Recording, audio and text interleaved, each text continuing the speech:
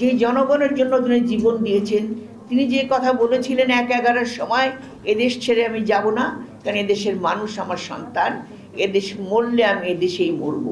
এবং সত্যিকার অর্থে তিনি কষ্ট করে ধুকে ধুকে তিলে তিলে মারা গিয়েছেন, এবং সেটা এই দেশের মাটিতেই মারা গিয়েছেন। তিনি তার জনগণকে এত ভালোবাসতেন। তার সঙ্গে আমি দীর্ঘদিন কাজ করেছি। তিনি একদিকে যেমন ছিলেন আমার রাজনৈতিক গুরু, অন্যদিকে তিনি আমার একজন সহকর্মীর মতো তিনি ব্যবহার করতেন।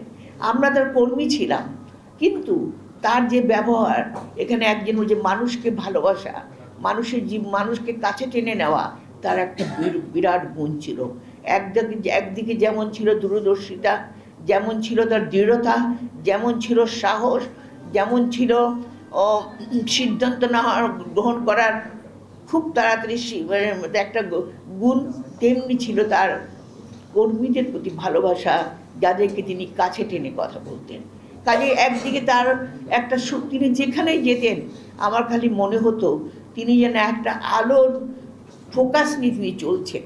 কারণ তিনি যখনই যেখানে এসেছেন, সেই আলোকে তিনি বিচ্ছুরিত করেছেন, এবং সেই আলো দিয়ে বাংলাদেশ আমরা গর্বিত।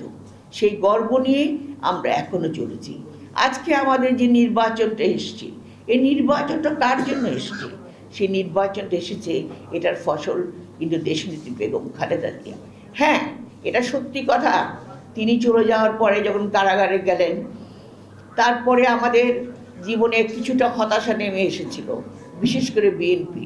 কিন্তু সেই সময় তার যে যোগ্য উত্তরাধিকার, যে তারেক রহমানকে মেরে ফেলার চেষ্টা করা হয়েছিল, যিনি বিদেশে ছিলেন, তিনি নেতৃত্ব দিয়ে বিএনপিকে পুনর্গঠিত করেন। কাজে তার নেতৃত্ব এবং দেশনেত্রী বেগম খালেদা জিয়ার আদর্শ, শক্তি, প্রেরণা, এই সব কিছু কাজ করেছে বিএনপির নেতাকর্মীর ভিতরে। শুধু বিএনপি নেতাকর্মী নয়, পুরা রাজনৈতিক দল, পুরা যত রকম দল আছে, এবং পুরা জনগণ আজকে তাদের বিরাট আস্থা। সেই আস্থাটা কাদের প্রতি? ধানের শীষ। এবং ধানের শীষ আজকে বাংলাদেশের একটা বৃহত্তম শক্তি, যে দল আজকে সারা বাংলাদেশকে আগামী দিনে পরিচালিত করবে। আমরা জানি আমাদের নির্বাচনে অবশ্যই আমাদের জয় হবে। আমরা অনেক বাধা বিপত্তি, ষড়যন্ত্রের মধ্য দিয়ে আমরা এগিয়ে গিয়েছি, এবং এগিয়ে আমরা কিন্তু থেমে থাকিনি। হয়তো থমকে গিয়েছে কোনো সময়, কিন্তু আমরা কখনো পিছু পা হই নাই, কখনো সময় আমরা থেমে যাই নাই। সেই থেমে যাওয়া আমাদের নেই। আজকে নানা রকম কথা হচ্ছে, আজকে বিভিন্ন রকম আমাদের প্রতিদ্বন্দ্বী আসছে।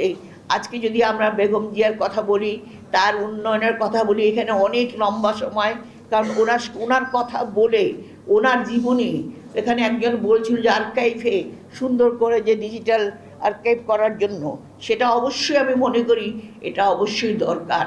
কারণ এইরকম দেশনেত্রীর যুগে যুগে খুব কম জন্মগ্রহণ করে। সেই আমাদের বাংলাদেশের ছোট্ট একটা দেশ, যে দেশটা নিজেরাই স্বাধীন করে যুদ্ধ করে, যে দেশের মানুষের মনে অনেক আশা, যে দেশের মানুষের মনে সাহস, যে দেশের মানুষ নিজেরাই উৎপাদন করে নিজের দেশকে তুলে ধরে, সেই যে দেশের মেধা আছে, মনন আছে। হ্যাঁ, এটা সত্যি কথা। ফ্যাসিস্ট সরকার সেই মেধা মননকে একদম ধ্বংস করে দিয়েছে।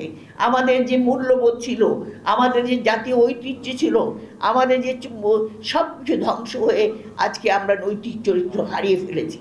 কিন্তু আমরা আশা করি আমাদের মানুষ, আমাদের আগামী দিনের যে আমাদের নেতা, যে তারেক রহমান, যিনি আগামী দিনের রাষ্ট্রনায়ক, যিনি প্রধানমন্ত্রী হবেন, তারই তিনি যে চ্যালেঞ্জ নিয়েছেন, সেই চ্যালেঞ্জগুলো অবশ্যই আমরা তার সঙ্গে যদি সহযোগিতা করি, সেই চ্যালেঞ্জগুলো অবশ্যই আমরা পরিপূর্ণ করতে পারব। এই বাংলাদেশ নারী ও পুরুষকে নিয়ে এই বাংলাদেশ গঠিত।